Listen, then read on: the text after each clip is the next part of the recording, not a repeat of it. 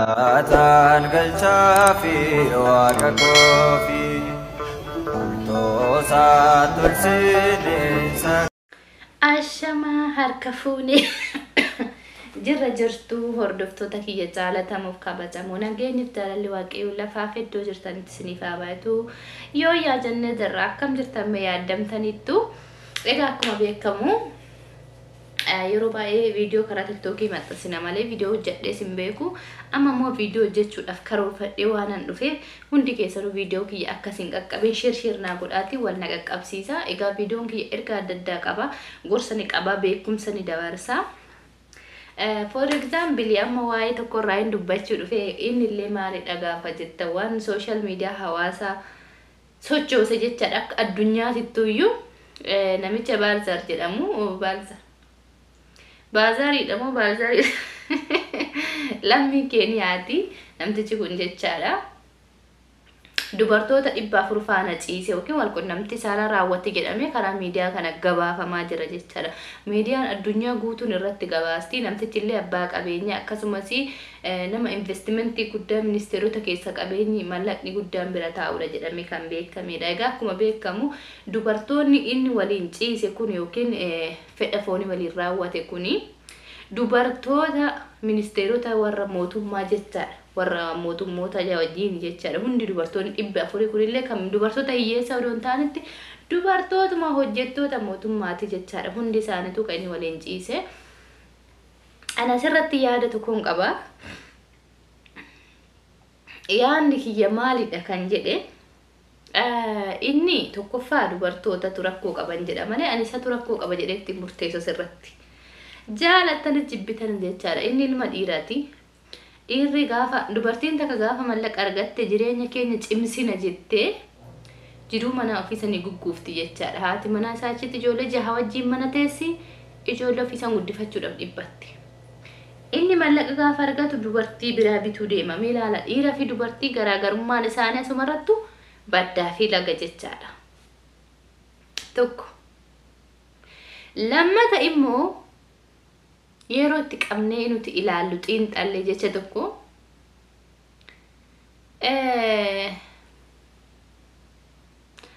dhiirri gaafa mallaqa argate dubartii bituu deema kanuma dubbiin jirtu dhugaan jirtus garuu immoo asirratti badii guddaa eenyu akka ta'e beektu dubartoota isa faana ciisassanidha.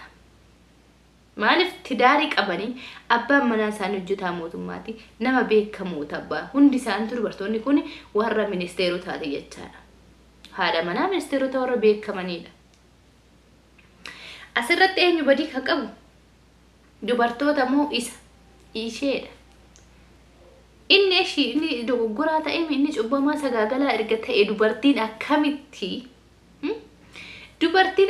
dubartiin tartee sanuu viidiyoo waraabati oo ishiin baatente viidiyoo kanan gasidhiisaa dubbatte tanan viidiyoo kanan miidiyaarra si baasaa dubbatte tanan viidiyoo kanan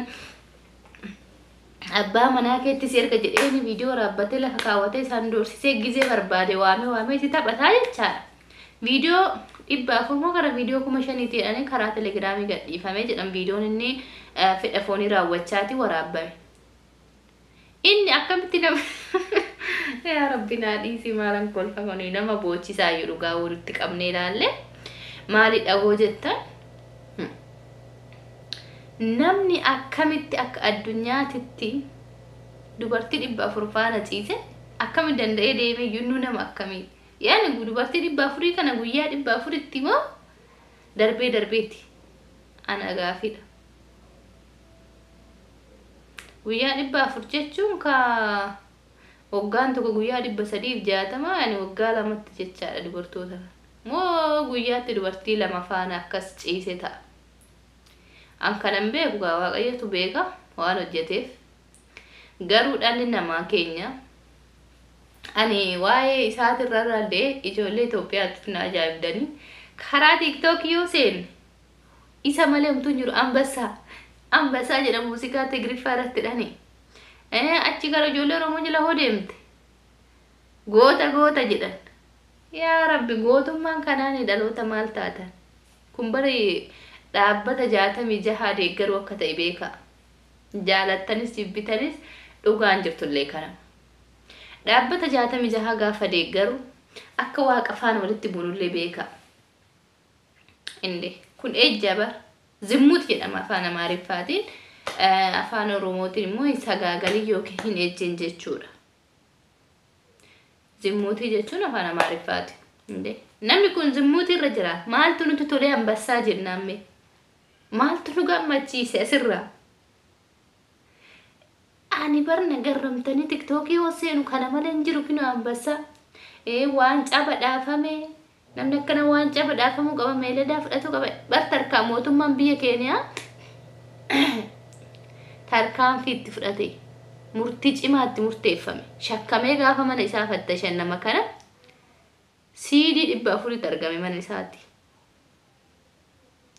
CD video 400 hojii baatee jiru kuni maal lama dinqaree tayyib maal lama dinqee ambassinnatiin isaa maali sila sagaagalee dhaafimo sila dubartoota kan hunda wajji ciise dhaafimo dhugaa baay'ee dogongorta karaarra maqnee jira nuti dhaloonni keenya kana baraka addunyaatittu ajandaa ta'ee addunyaan irraa dubbataa jirtu nuti yoo ambassaa jennee itti faarsinu maaliin dhugaa nama garramtanii kun ambasinnati osoo hin taanetti cubbamaadha namni isa deeggarullee isa raawwatarrallee kan nama san deeggare wajjin akka raawwatetti irraa gaafatamudha jira waaqayyo jalqaba gaafa biyya lafaarratti dubartii fi dhala namaa uumu addaamiin uume ka'eet gargaartuu si uumna jedheen malee osoo dubartii 4 wajjin jiraachuun jiraate gargaartota si uumna jedhaan waaqayyo jalqaba jechaadha hin jenne ka gargaartuu si uuma jedhe kala isaa bitaa tokkorra baase uumamte jechaadha dubartii kanaafuu akkamitti nuti ijoolleen Itoophiyaa silaa bakka hundaa akka titiisatiin dhabamnu isa miidiyaan addunyaa ajandaa godhattee namticha addunyaan ajandaa godhattee irraa dubbachaa jirtu namichi cubbamaa waan fedha foonii raawwatee dubartii 400 jechuun kaan hin beeku namni tokko nama 400 wajjin ciise jechuun yoo dhibee HIV illeen jiraate faalamaniiru innis faalame dhibeen garaagaraa darbuu danda'a kana keessa qabeenyatti namani dhaloota tokkoffaa immoo nama isa kana raawwate hin deeggarina abadan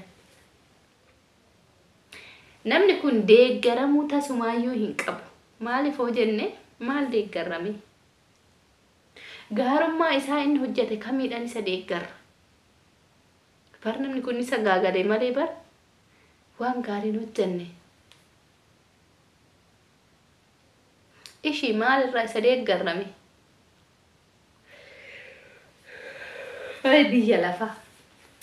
biyyi lafaa barseexanaan guutamtee dhaloonni keenya cubbuutti faa qoy ambassinnatiin isaa eessatti sila dubartii 400 faana ciisee oo lubbuudhaan jiraanni bar ganaa waa baay'ee argina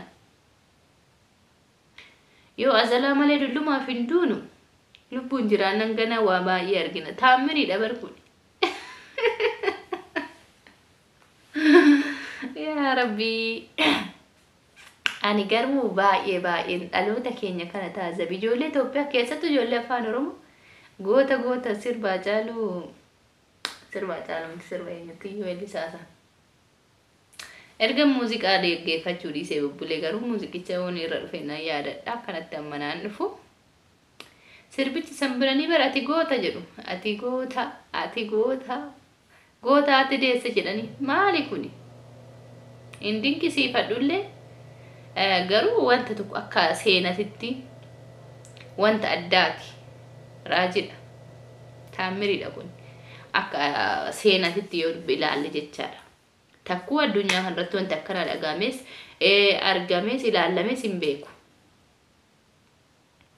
garuu ilaalle gaafatti qabnee nuti ilaalle jennu waan addaati nama dinqisiisuu danda'a garuu ambasinnanii isatti sila dubartii afruuf wajji walqunnamtii saala raawwateedhaaf immoo bakka sila ejjeef immoo sila zummuutii hojjeteef immoo sila sagaagaleef mee wanni isa jecha no reewwan gorree jira jechaadha isa raawwatarra nuti irraa gaafatamu cubbuu jechaadha gaafatti cabacamu lam tokko fa ishee waliin ciiste dubartoonni sun hunduyyuu cubbamtoonni isaanii yurra caala baalageen jechaadha osoo tidaarii qabanii osoo abbaa manaa qabanii osoo ilmoo qabanii tidaarii ofii san dhiisanii mallaqaan bitamanii qaama waaqayyo bar qaamuma keenya kanarratti aangoon qabnu bar waaqayyo irraa nu gaafachuudhaaf jira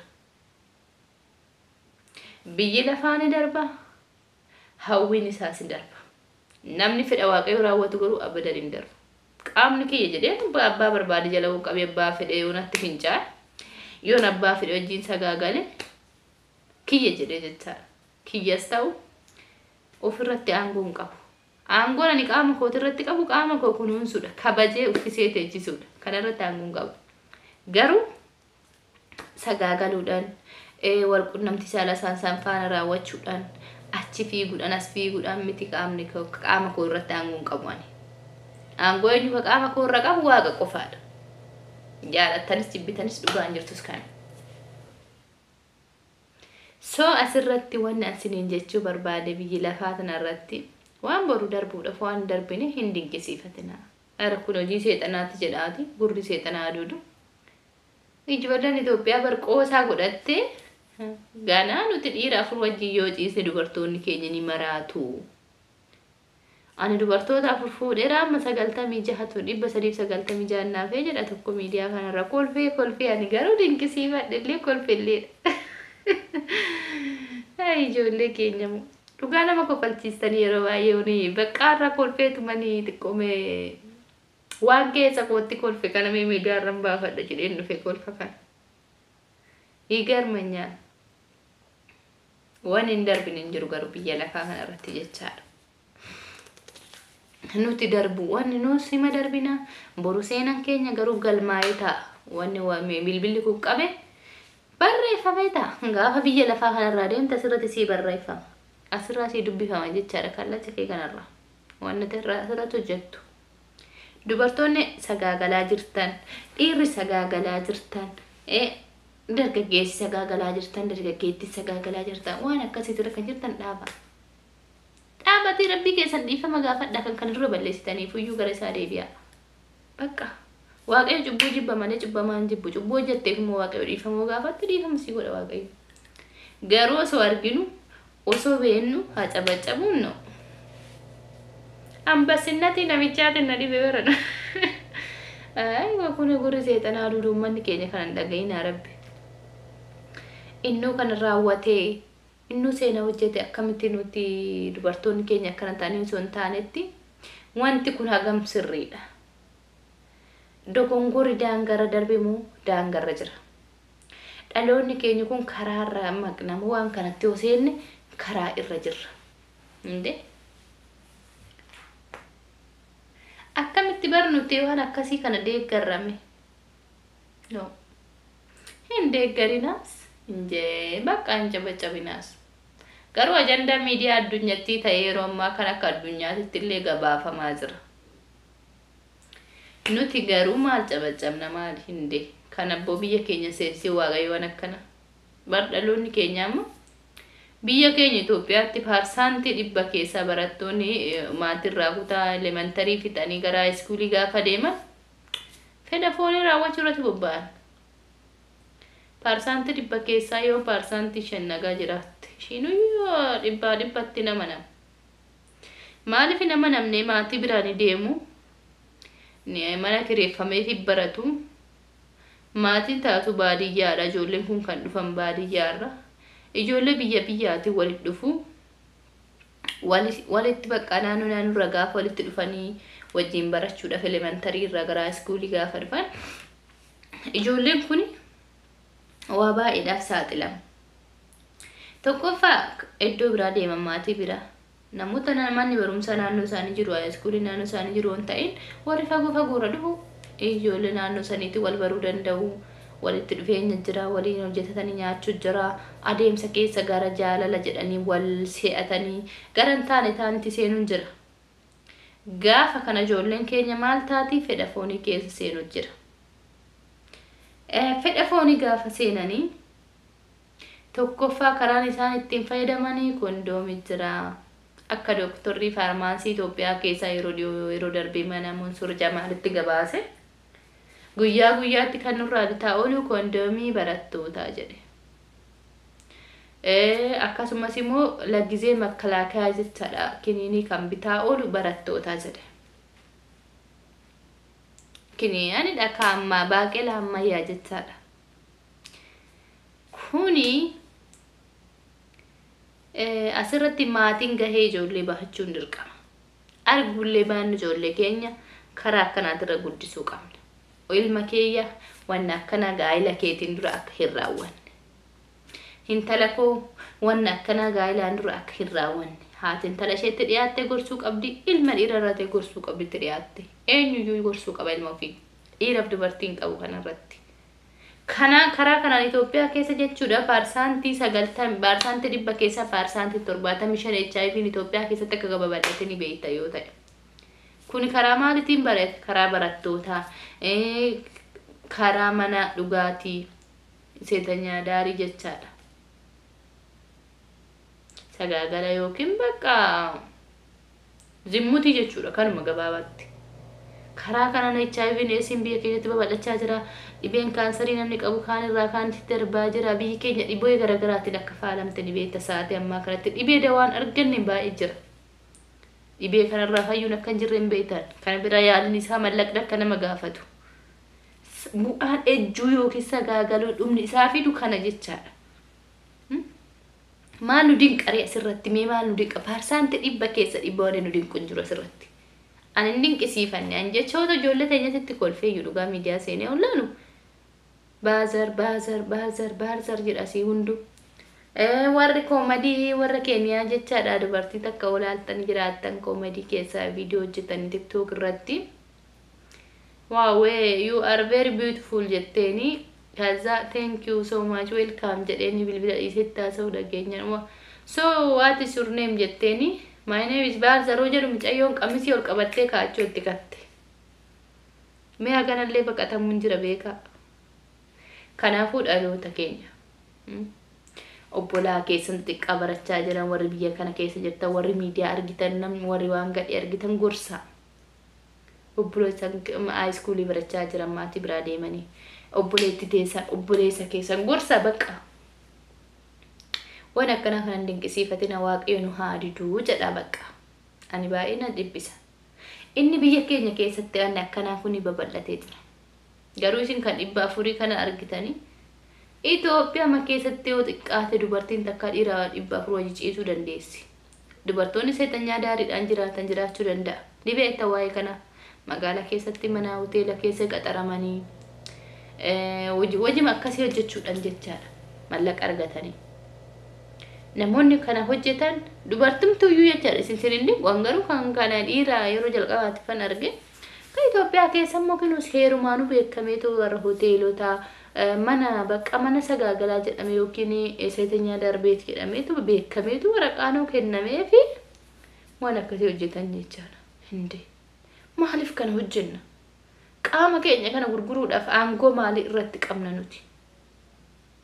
Aangoo nuti qabnu hin jiru bara. Kan aangoo irratti qabu isa. Kan biyya lafaa kana irratti qaama keenya kana kabajaadhaan nuu kenna isa. Nuti qaama waaqayyo nuu keenya irratti maaliif aangoo taana? Tokkoffaa inni kunillee abbaa manaa argitan namicha kana. Ijoollee 6 qaba. Haadha mana inni bar seenaa cimaadhayyuu. Ijoollee 6 dhashee haadha manaa isaa akkasitti kan bakkabatee mana kaa'ee alaas dubartii 400 waliin ciisee. What? Bar ejja malee kun sagaagala malee gaarummaa miti. Waaqayyo nu haa didu waan akkana. Ilma qabna boru, intala qabna boru, waan dhaloonni keenya hojjetu hin beeknu. Waan nama kolfisiisu miti. Hinde dubartoonni bar viidiyoo hojjettee maal jetti? Ihe akkuma leesoo ko karaa ta'e matoo seet gaa የተኛ ሰውዬው እና ሲወልድ ጊዜ እናቱ ቱቱ ብላ ነው መረቀችው ይሆናል jedhanii namoonni raasan jiru. Ani bar koomentiroota keenya fi warra tiktookoroota keenyatti kolfe dhugaa. Miidiyaan bar keenya malee hin jiru namni sirriitti kana gabaasa warri faranjiitu agarsiin gabaasa. garuu inni ajandaa biyyattii ta'e namichi haa ta'u maaliif waan akkasii raawwan maaliif gochaa akkasii raawwan maaliif seenaa ciqqisiisa akkasii raawwan